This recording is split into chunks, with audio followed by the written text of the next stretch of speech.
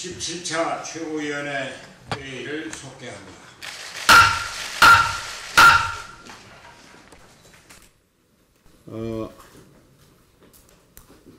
먼저 지난 12일 히말라야 구르자히말 등반 도중에 산사태에 휩쓸려서 사망한 김창호 대장을 비롯한 원정대 5분의 명복을 기원합니다.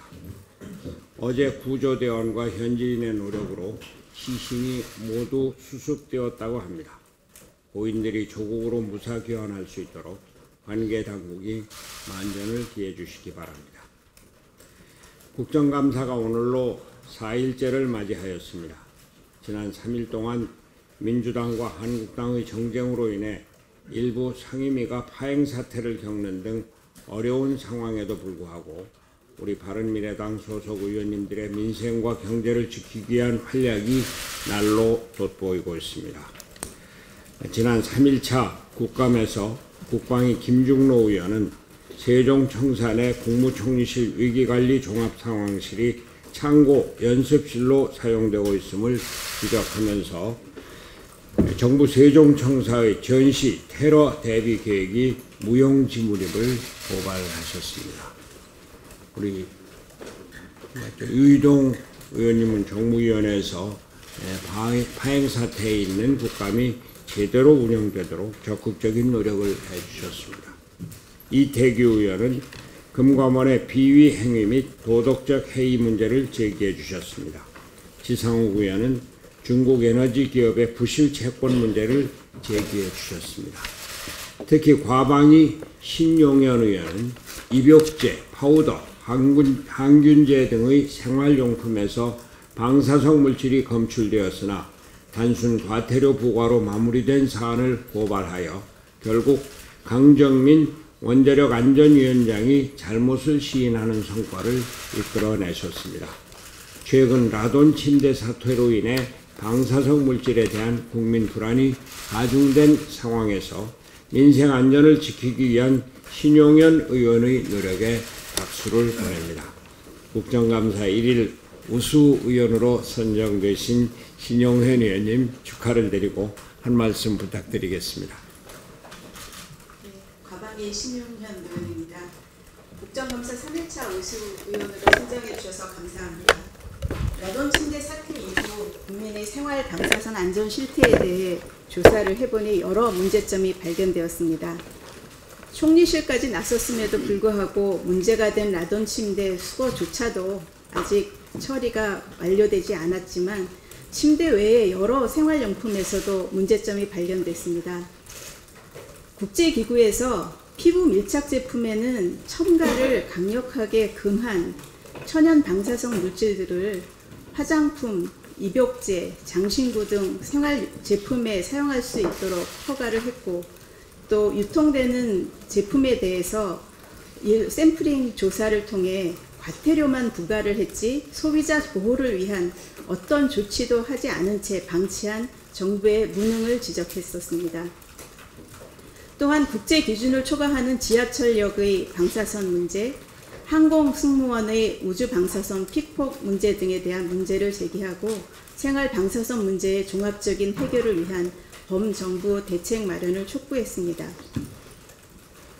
통신사와 정부의 무관심 속에 방치되어 있던 통신요금 미환급금 문제를 지적해서 국민들이 소중한 돈을 돌려드리도록 했습니다.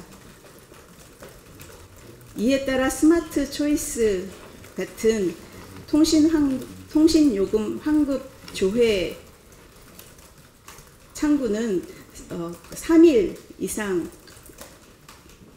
과잉 접속으로 계정이 접속이 되지 않는 그런 국민들의 관심을 이끌어냈습니다. 앞으로는 제도적으로 미환급금을 통신사가 자동으로 돌려주도록 하겠다는 그런 약속도 받아냈습니다. 가계통신비 문제 해결, 원자력 문제 해결, 그리고 연구자 중심의 연구개발 환경 조성으로 우리나라가 4차 산업혁명을 선도할 수 있도록 남은 국정감사에서도 최선을 다하겠습니다. 항상 국민의 눈높이에서 국민의 필요를 찾는 정책 마련에 힘쓰겠습니다. 감사합니다. 수고 많이 하셨습니다. 언론인 여러분께 오늘 당대표 특별보좌역을 두 분을 임명을 했는데 소개를 해드리겠습니다. 우선 언론투보로 양영태 선생을 모셨는데요. 잘 아시는 정치평론가로 대통령 치과 주치의를 하셨고 인터넷 언론협회 고문을 하신 언론계 또 특히 우리나라 보수의 개혁과 건전한 보수의 발전을 위해서 노력을 많이 하고 계신 분입니다. 또 한 분은 당무특보로 이행자 전 대변인을 모셨습니다.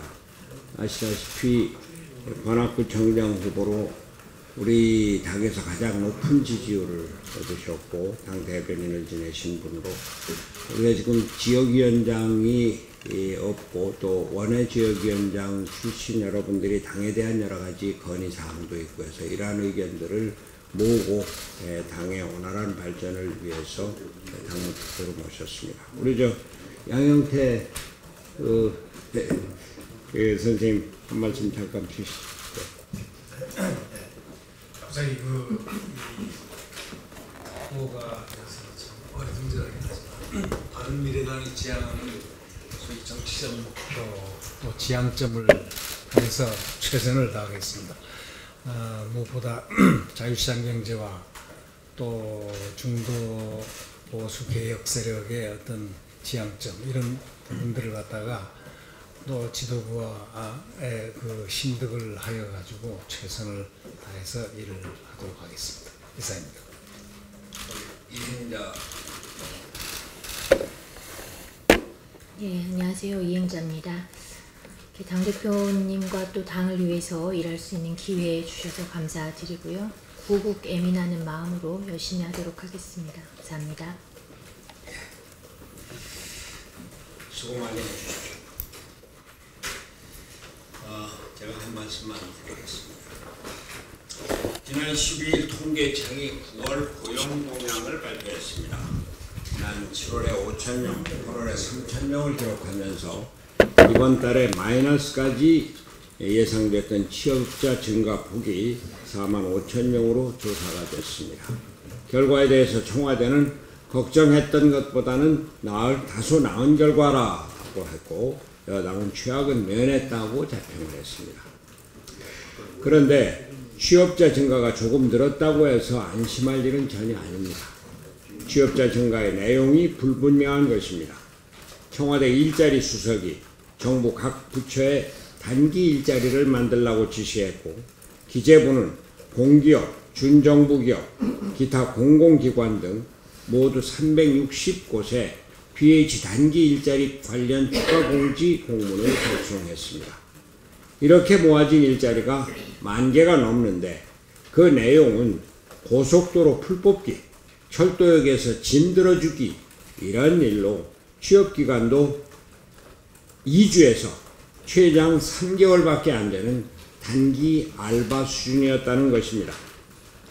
통계청 9월 고용동향이 마이너스로 예상되고 고용 비수기인 동절기로 접어들자 공공기관을 동원해서 단기 체험형 인턴을 억지로 만들어내고자 한 것인데 이는 돈다발을 화로에 넣어서 난방하는 격에 지나지 않습니다. 제가 항상 말씀드리다시피 문재인 정부가 경제는 시장에서 일자리는 기업이라고 하는 기본 철학이 없어서 생기는 웃지 못할 일이 벌어지고 있는 것입니다. 다시 말씀드립니다. 대통령이 맡고 있는 일자리위원회부터 폐지하십시오. 일자리위원회가 할 수 있는 일은 시장 왜곡밖에 없습니다. 경제실장과 일자리 수석 자리를 없애서 이 정부가 시장을 존중한다는 사인을 보여주십시오.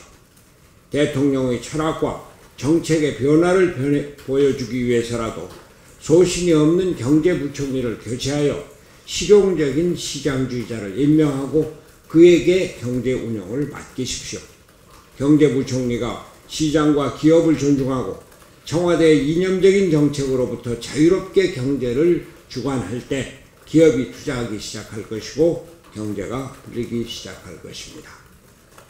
그리고 한마디 더 말씀드린다면 대통령은 지금 진행되고 있는 경제 위기에 대해 심각하게 생각하셔야 합니다. 줄고 있는 게 일자리뿐이 아닙니다. 우리 경제 전반이 하강세에 있습니다.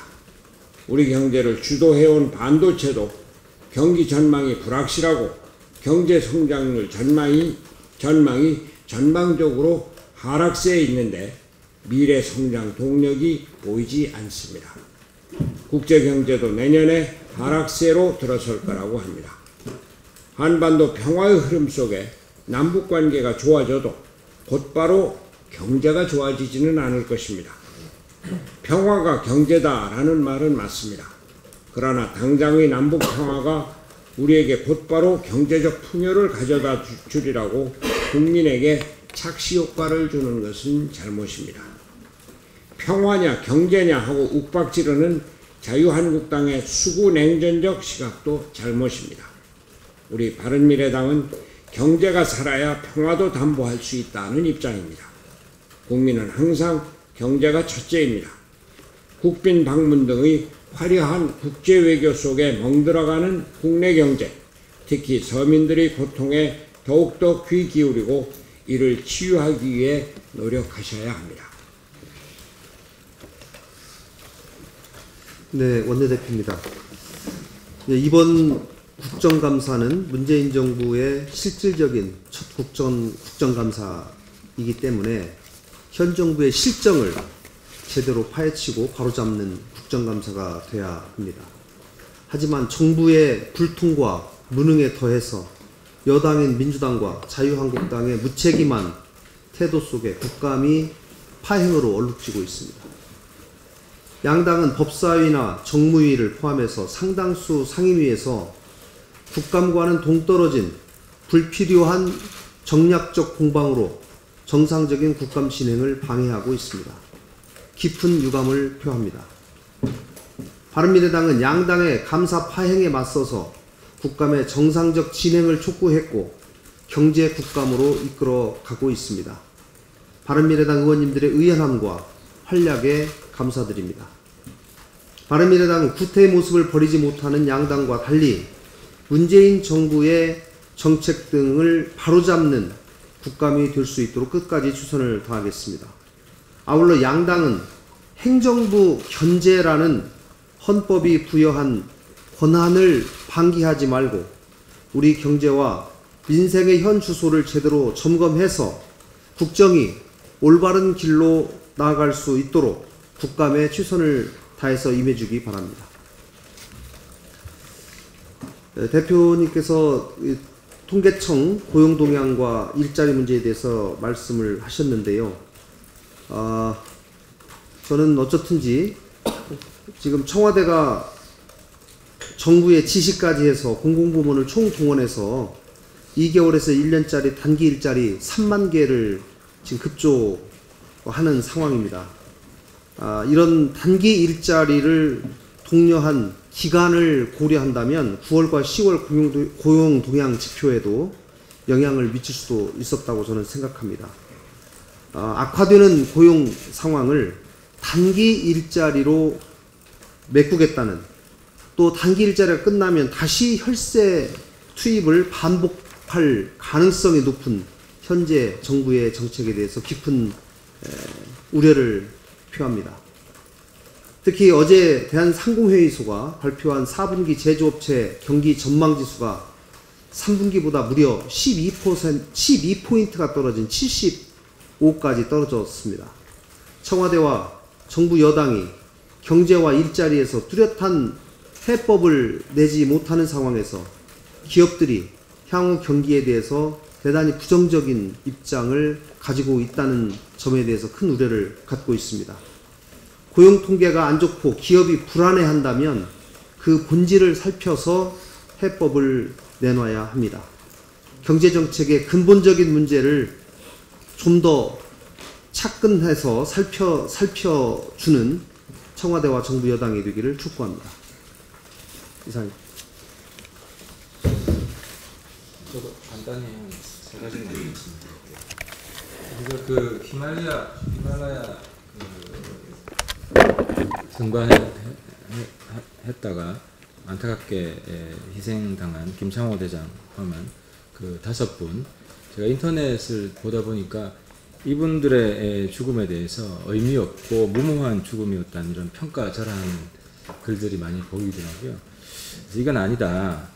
우리 인류의 역사는 미지의 세계를 알아내려고 하는 그런 극한의 노력으로 개척되어 왔고, 이런 미지의 세계를 알아내는 것에 자기의 목숨보다 더 소중한 가치를 두었던 사람들에 의해서 전진되어 왔다 하는 말씀을 상기시켜 드립니다. 그리고 두 번째로는 음주 운전자들에 대해서 문재인 정부 내에서는 가석방을 하지 않겠다는 선언을 해주실 것을 당부를 드립니다. 지난주 국감 때 한국당 김도읍 의원이 밝힌 바에 따르면 문재인 정부 들어서 음주운전자 가석방 숫자가 그 전에 비해서 2배로 늘었다.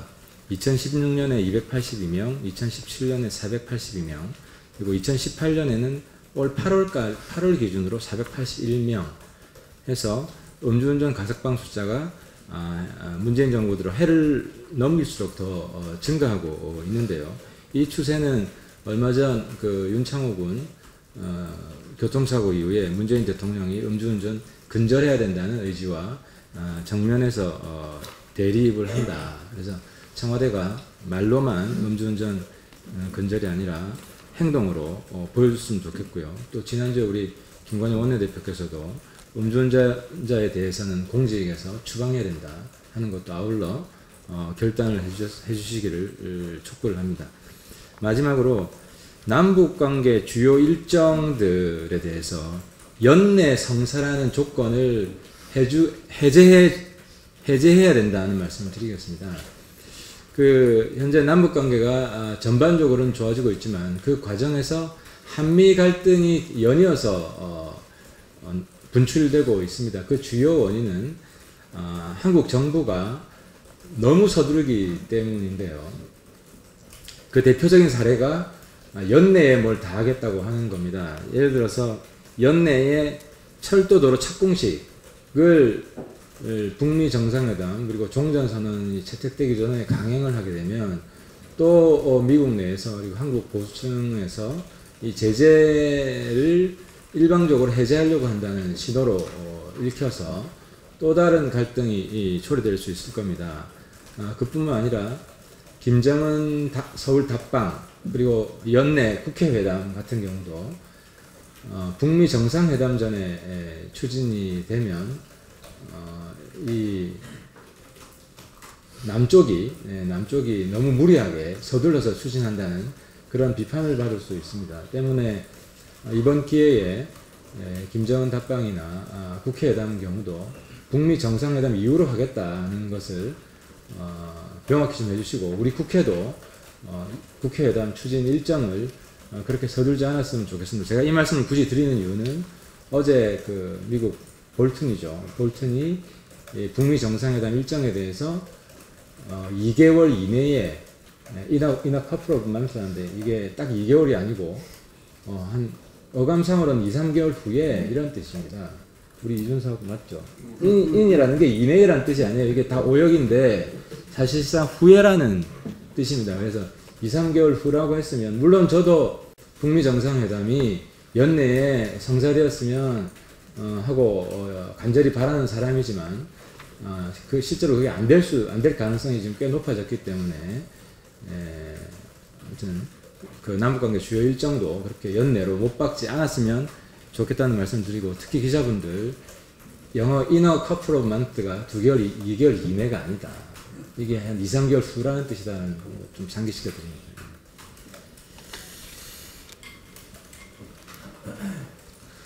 네, 오늘부터 바른 토론 배틀 신청자 접수가 시작됩니다. 오늘부터 3일간 인터넷상으로 접수를 받게 되었는데요. 토론 배틀을 벌써 이제 바른정당 때부터 3번째 진행하는 것인데 진행할 때마다 참 놀라운 것이 고등학생들의 문의가 참 많습니다.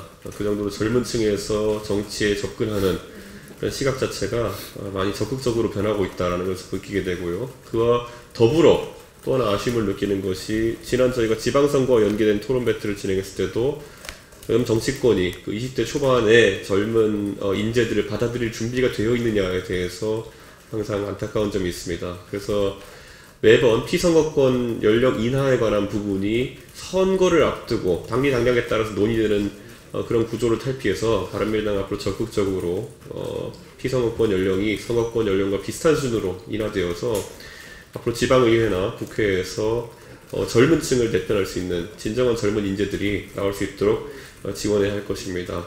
이번 바른 토론 배틀은 특히 200만 원의 상금과 더불어서 16명의 바른미래당의 현역 의원들이 개별 학생들의 멘토로 참여해서 정책적인 공부 그리고 토론을 같이 학습하고 또 진행하는 매우 적극적인 청년 인재 육성법이며 또 영입책입니다. 그렇기 때문에 앞으로 이런 방식이 정치권에 많이 도입되길 바라면서 앞으로 많은 지원을 부탁드리겠습니다.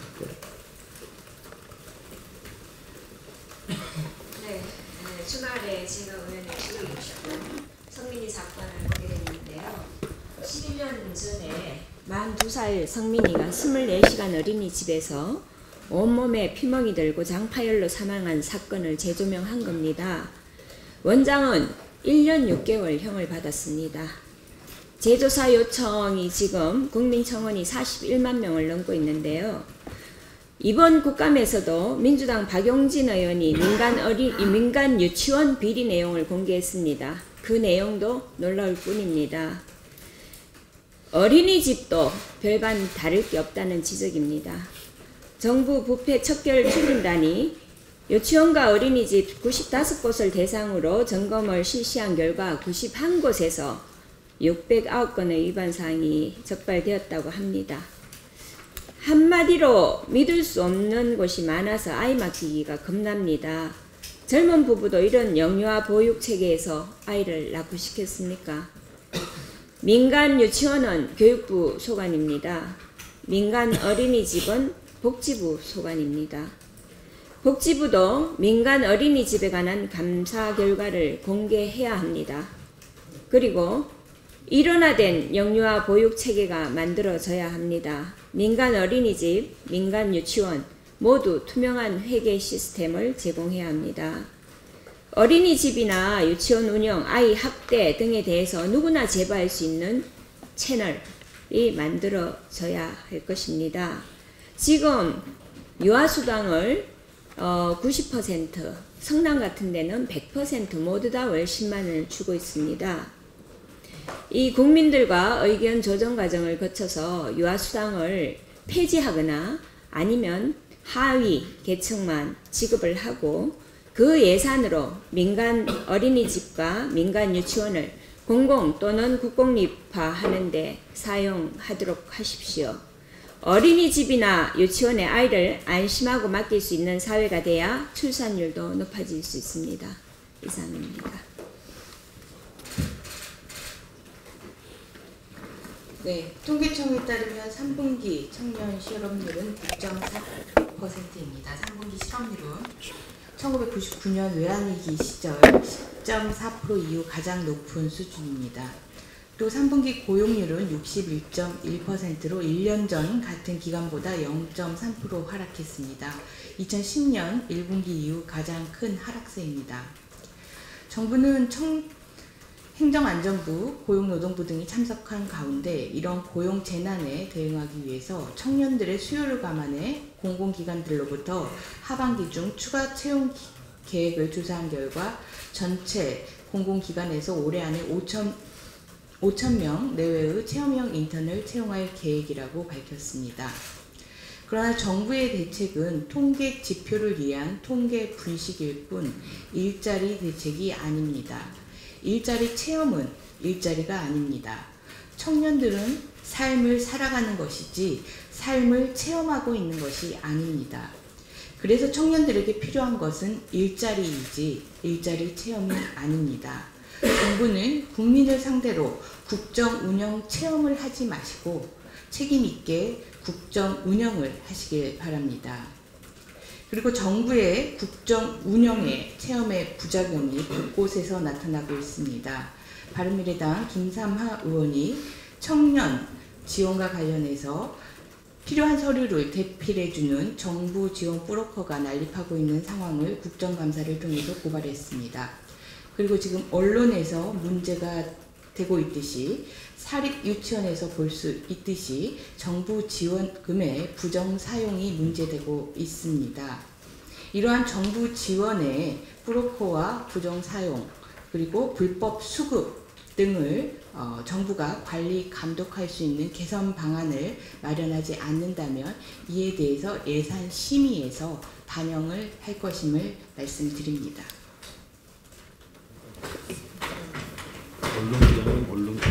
예, 언론특보 양영태 특보님. 자, 임명장 양영태 위 사람을 바른미래당 언론특별보좌역으로 임명함. 2018년 10월 15일 바른미래당 대표 손학규 축하드립니다.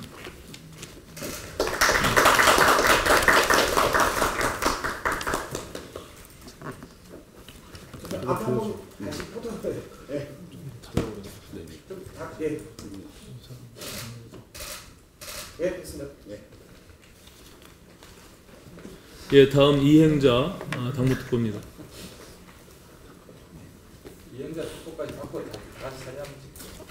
자, 임명장 이행자 위 사람을 바른미래당 당무특별보좌역으로 임명함. 2018년 10월 15일 바른미래당 대표 손학규 축하드립니다.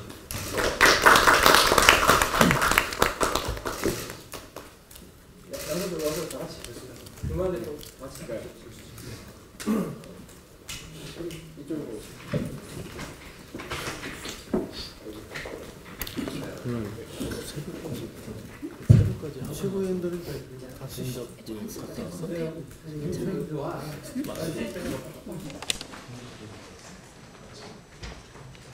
되겠습니다. 예, 됐습니다.